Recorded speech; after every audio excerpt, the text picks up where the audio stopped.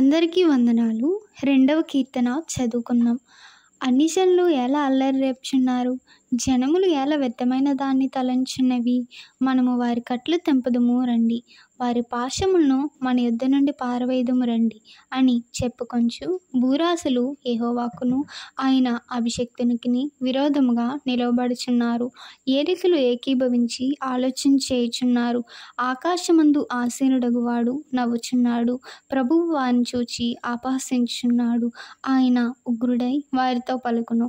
ప్రచండ కోపము చేత వారిని తల్లడింపజేయును.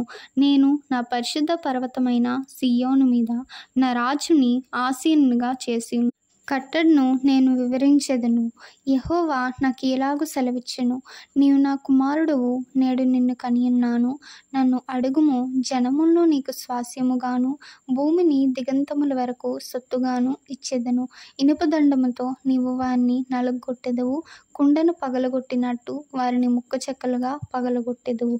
కాబట్టి రాజులారా వివేకులై ఉండుడి, భూపతులారా బోధనొందుడి. భయభక్తులు కలిగి యెహోవాను సేవించుడి, గడగడ వణుకుచు సంతోషించుడి. ఆయన కోపము త్వరగా రగులుకొనును.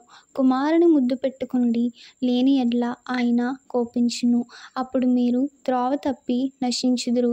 ఆయనను ఆశ్రయించు వారందరూ ధన్యులు. ఆమేన్.